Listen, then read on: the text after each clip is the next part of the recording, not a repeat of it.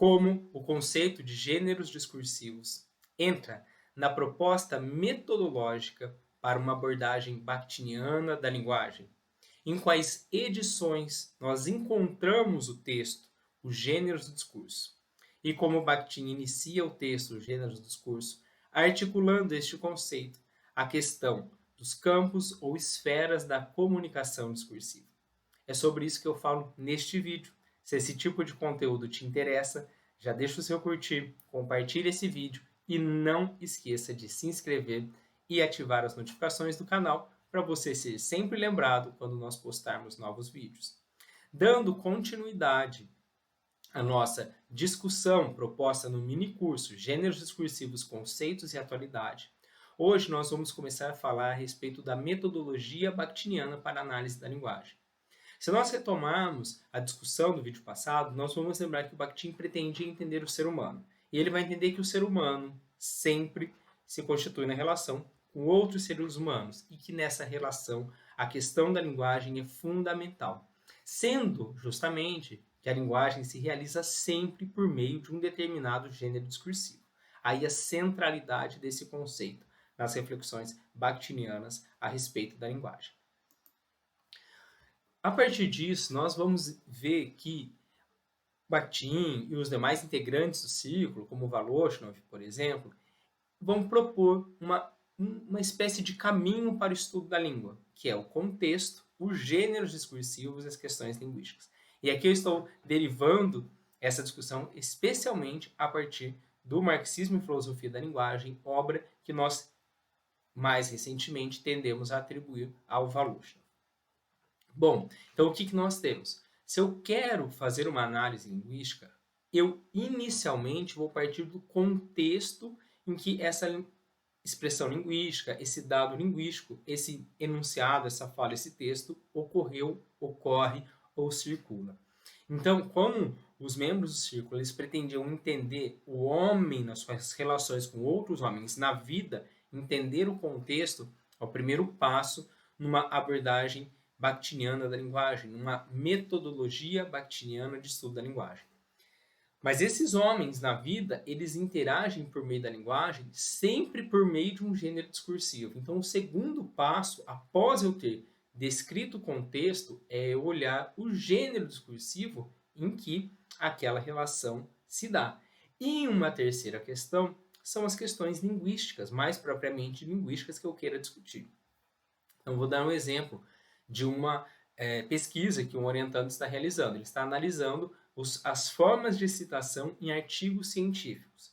O primeiro passo que nós temos que fazer é contextualizar esse gênero, contextualizar essa interação discursiva. Então, eu tenho que contextualizar o surgimento dos artigos científicos, quando surgem os artigos científicos, para que servem os artigos científicos, quem produz, quem lê, como circulam. Feito esse contexto mais abrangente, eu vou olhar para o gênero discursivo especificamente, é o segundo passo.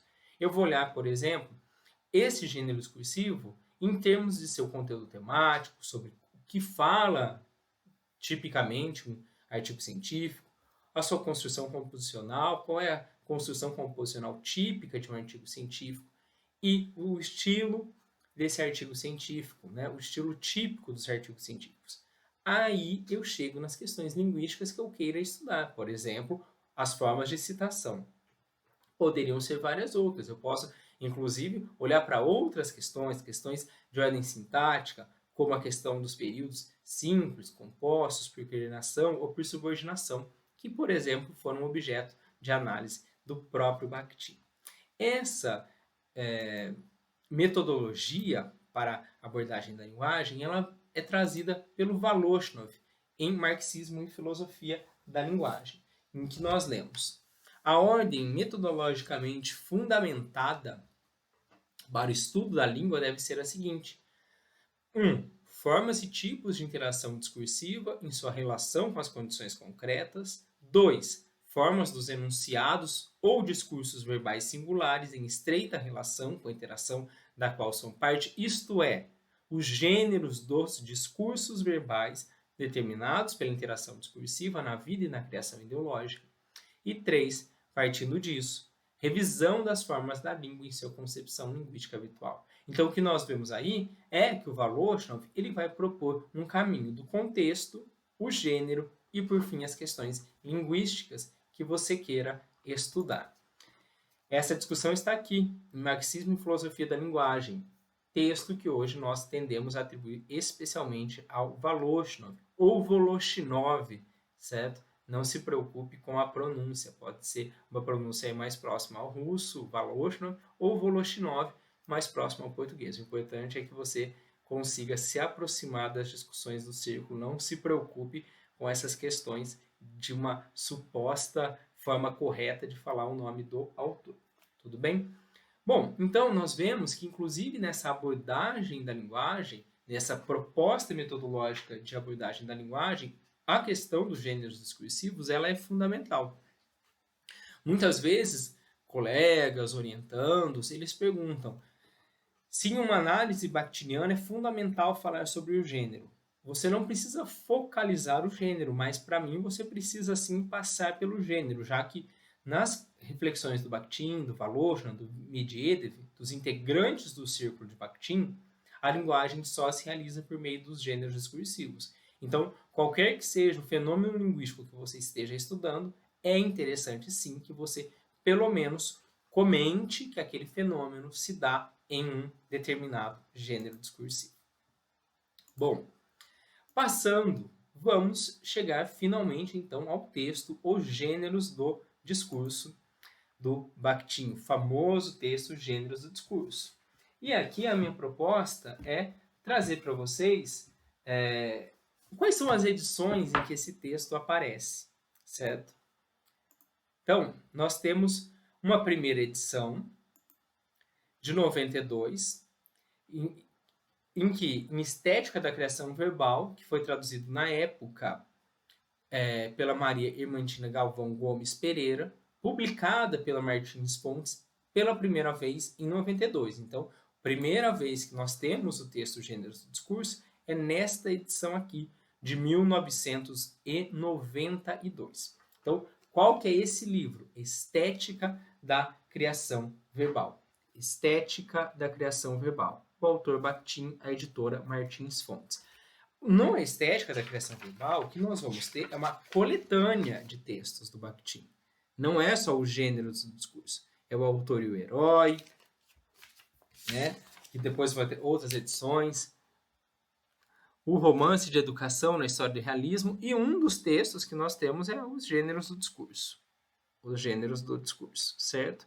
Então, o que é o Estética da Criação Verbal? Ele é uma coletânea de vários textos do Bakhtin, dentre os quais está o texto Gêneros do Discurso. A primeira vez que ele é publicado em português no Brasil é em 1992, numa tradução da tradução francesa, não é direto do russo.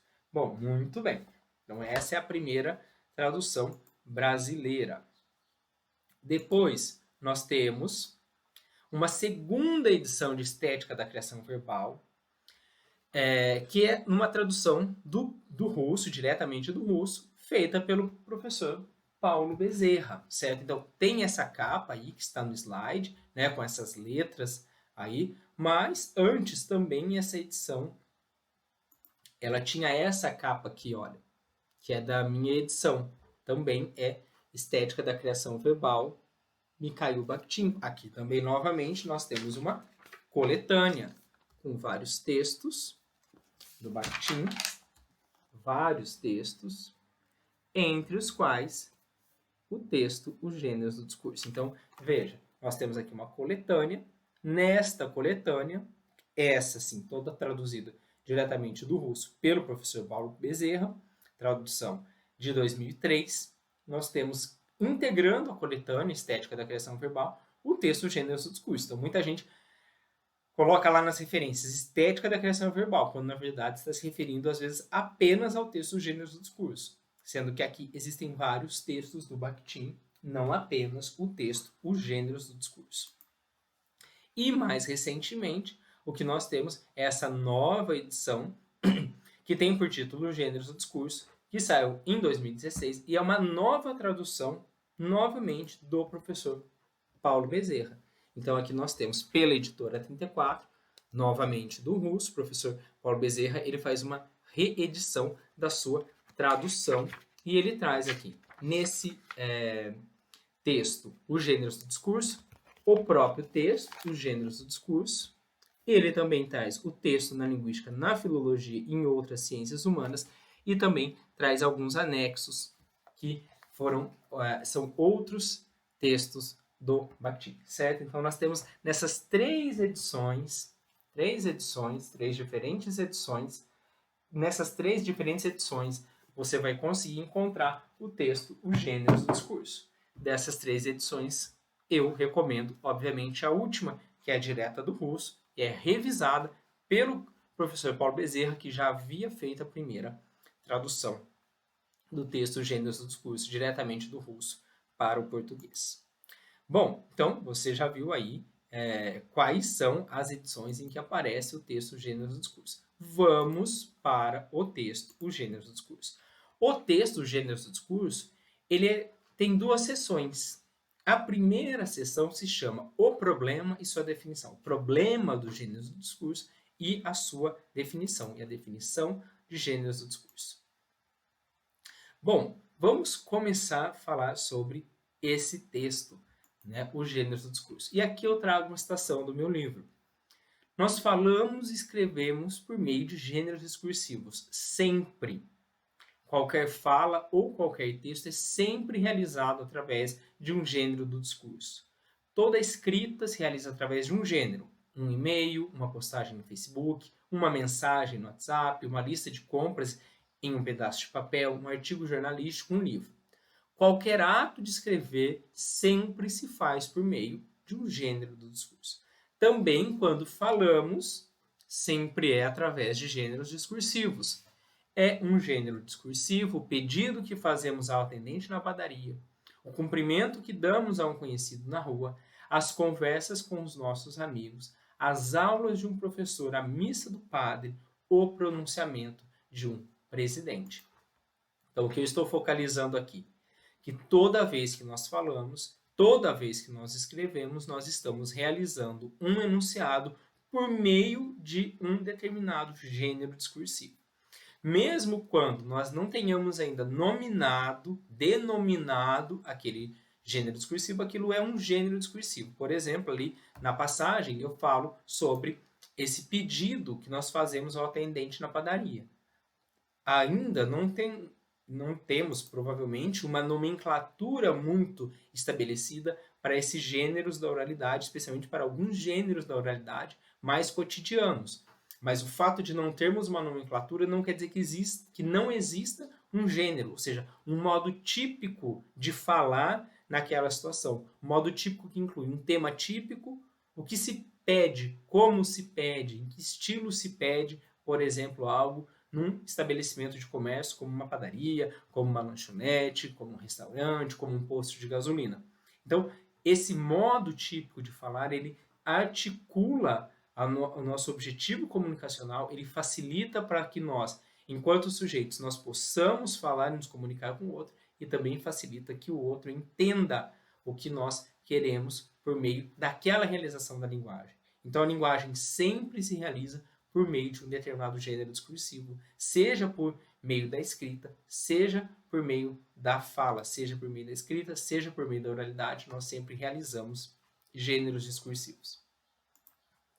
Bom, continuando na nossa discussão, nós vamos ver que bem no início do texto Gêneros do Discurso, o Bakhtin vai dizer o seguinte, que cada campo da comunicação discursiva cria os seus tipos relativamente estáveis de enunciados, que nós chamamos de gêneros do discurso.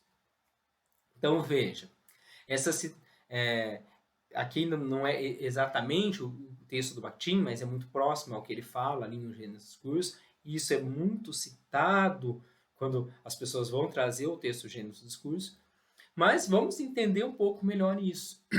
Então ele começa falando o seguinte, cada campo da criação discursiva cria os seus tipos relativamente estáveis de enunciados, que nós chamamos de gêneros do discurso.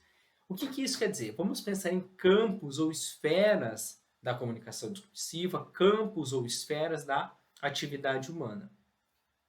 Vamos pensar, por exemplo, num ambiente de trabalho. Em um ambiente de trabalho, circulam vários gêneros. Então, a pessoa primeiro vai fazer uma entrevista de emprego. Se ela é aprovada, ela leva documentos para que ela seja registrada, para que se assine, se for o caso, sua carteira de trabalho. E aí ela vai ingressar na empresa.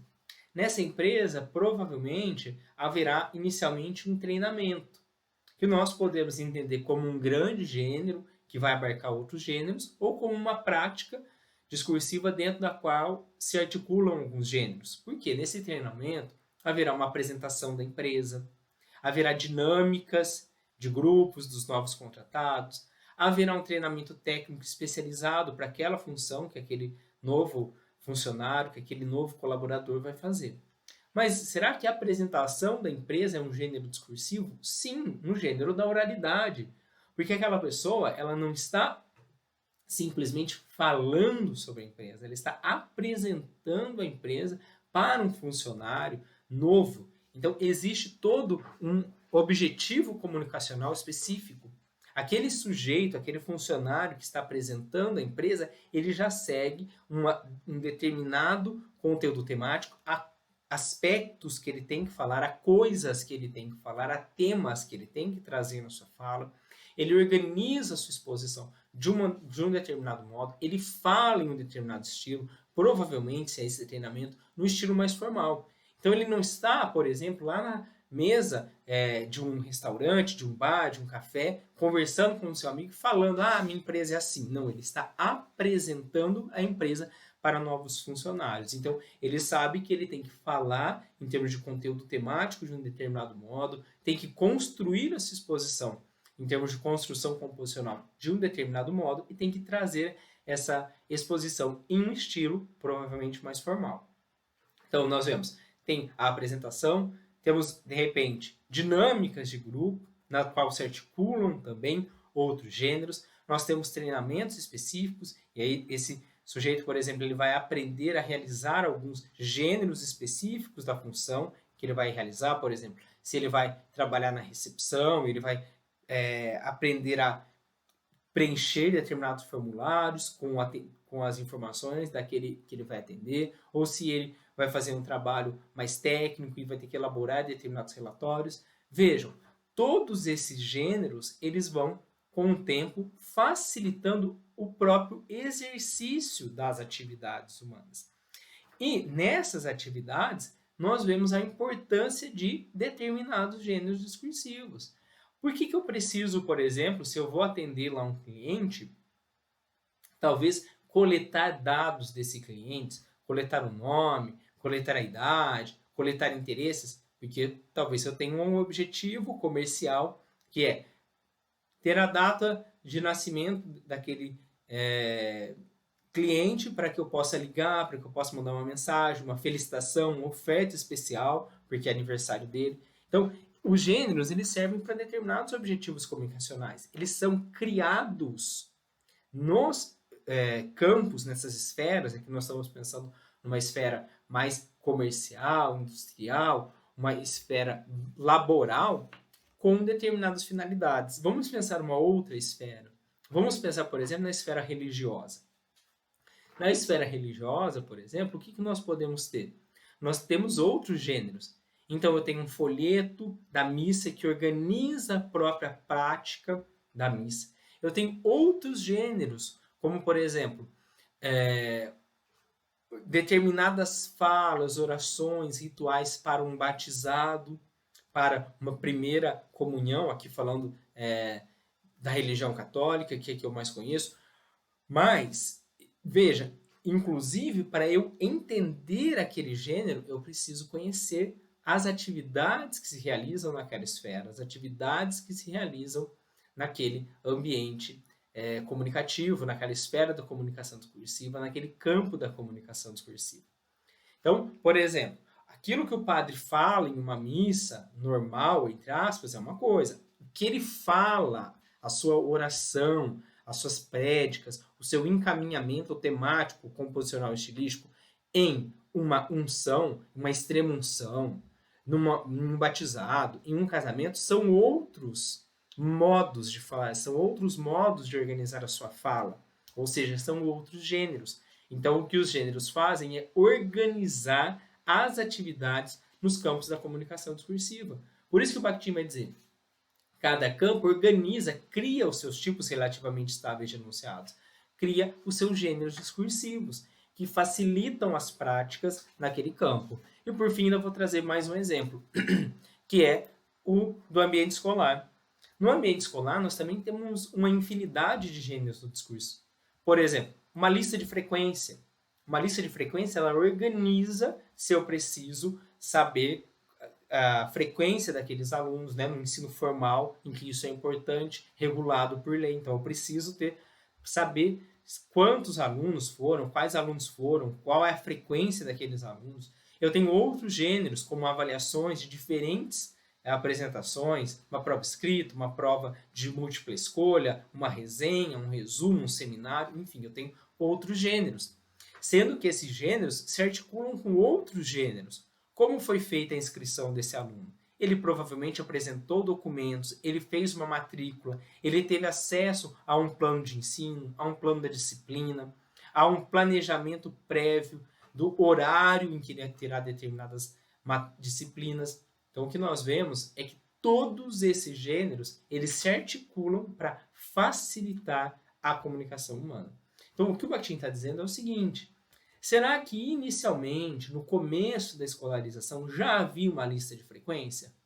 Pode ser que sim, pode ser que não. Mas em algum momento as pessoas perceberam que se elas queriam registrar, saber a frequência dos alunos, elas precisavam de uma lista de frequência. Se no ensino formal, em um determinado momento, eu entendi que eu precisava avaliar o aluno, dar uma nota para saber se ele podia prosseguir para uma próxima etapa, ou se ele havia conseguido o mínimo para concluir aquela etapa, eu precisava de uma avaliação. Então, eu crio uma avaliação. Eu crio a lista de frequência, eu crio a avaliação, eu crio a matrícula, eu vou criando gêneros discursivos que me permitam facilitar a minha comunicação discursiva, que organizem a vida do ser humano. Então, os gêneros do discurso, eles auxiliam um homem na sua estruturação, na sua circulação, na sua atividade humana. Para isso servem os gêneros discursivos. Bom, e por que eles são gêneros relativamente estáveis? Porque eles podem mudar. Então, pensemos o seguinte, talvez, no início, se acreditava que todas as avaliações tinham que ser escritas. Aí, quando nós temos uma universalização do ensino, mais alunos entrando, eu vejo que não é possível continuar a avaliação daquele modo. Então, por exemplo, eu posso passar para fazer uma avaliação de múltipla escolha, que ela pode ser mais amplamente aplicada e mais facilmente corrigida. Pensemos, por exemplo, em grandes vestibulares, ou um Enem, por exemplo. Claro que o Enem poderia ser exclusivamente discursivo, não apenas na redação. Poderia ter questões discursivas de todas as disciplinas, de português, de matemática, de física, de química. Mas como seria a aplicação e a correção? Quando eu tenho uma dificuldade que a vida, mais uma vez eu trago esse ponto, que a vida impõe uma dificuldade na comunicação, na interação discursiva, eu preciso, por vezes, mudar aquele gênero, modificar aquele gênero. Por isso que eles são relativamente estáveis. Eles são estáveis na medida em que eles facilitam a interação humana, a interação discursiva, a interação verbal. Mas, a partir do momento em que eles já não conseguem servir tão plenamente a essa interação discursiva, eu preciso modificá-los. E eles podem ser modificados, porque eles são relativamente estáveis. Eles podem mudar. Bom, e continuando aí com os nossos slides, o que nós vemos é o seguinte, né? Em termos da questão do ensino dos gêneros discursivos, né? Da questão de nós, enquanto sujeitos, termos uma expectativa de sabermos todos os gêneros discursivos. E aqui eu trago mais um trecho do meu livro. É apenas uma constatação. Todos nós sabemos escrever e falar alguns gêneros e não sabemos outros. Por exemplo, se eu vivo no ambiente religioso, eu vou conhecer alguns gêneros, mas eu não vou conhecer outros. Por exemplo, eu não sou um padre, então eu não sei realizar uma extrema-unção. Mas se isso fosse do meu exercício profissional, talvez eu soubesse. As pessoas, por exemplo, elas não sabem, né, inicialmente, ou não tem toda essa competência ou experiência técnica para dar uma aula. Mas se aquela pessoa é um professor, ela vai adquirir essa habilidade técnica.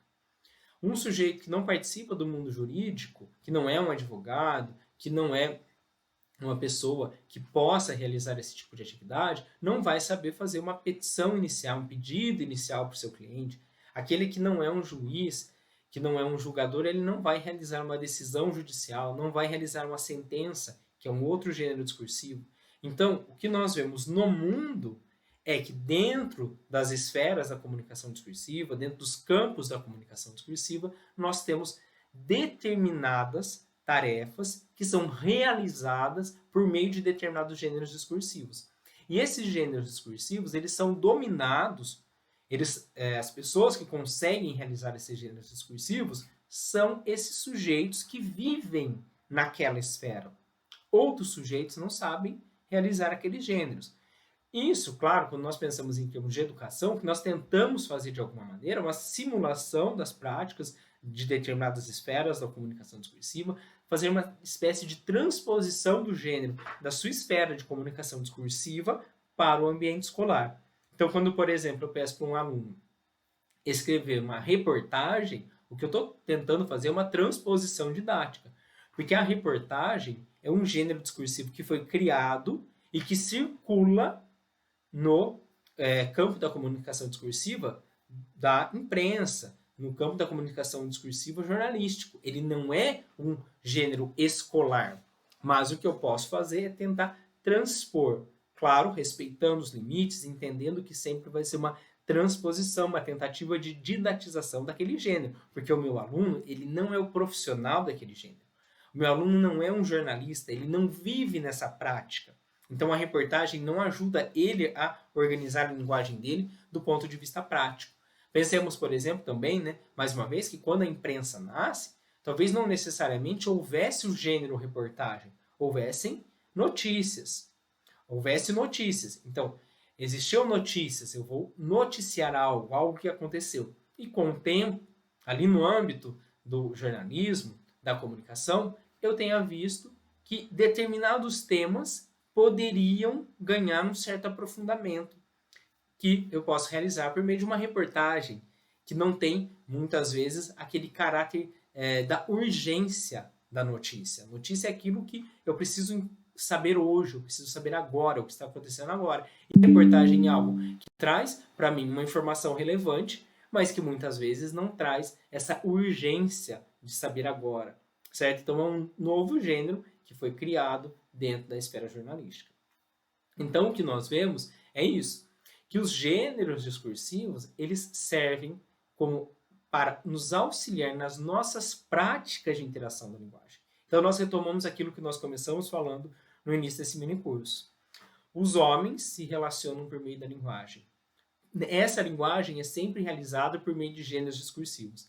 Esses gêneros discursivos, eles facilitam a própria interação humana, eles facilitam a interação entre os sujeitos, sendo que esses sujeitos, no olhar bakhtiniano, no olhar do Bakhtin, eles estão sempre dentro de determinadas práticas, de determinadas esferas, de determinados campos discursivos, seja o campo do trabalho, seja o campo da educação, seja o campo religioso. Dentro de cada um desses campos da atividade humana, em cada um desses campos da vida humana, as interações vão se dando de tal maneira que nós começamos a realizar as falas e os textos de um modo típico que auxiliem a nossa interação. E esses modos típicos de falar e de escrever, que auxiliam as nossas interações naqueles campos, é que nós chamamos de gêneros do discurso. Então, eu ainda queria focalizar mais uma vez. Vejam como a ideia de gêneros do discurso, ela não nasce de uma ideia linguística. Eu não estou tentando explicar o texto, eu não estou tentando explicar a fala. Eu estou tentando entender as relações entre os homens. entendendo essas relações, eu percebo que os homens se relacionam com outros por meio da linguagem e que nessas relações vão sendo criados determinados padrões de fala, determinados padrões de escrita, e que esses padrões relativamente estáveis, que auxiliam a comunicação, é que eu vou chamar de gêneros do discurso. Espero que você tenha gostado deste vídeo. No próximo, nós continuamos falando a respeito do texto Os Gêneros do Discurso do Bakhtin. Muito obrigado para você que ficou comigo até o final do vídeo. Um grande abraço e até o próximo vídeo.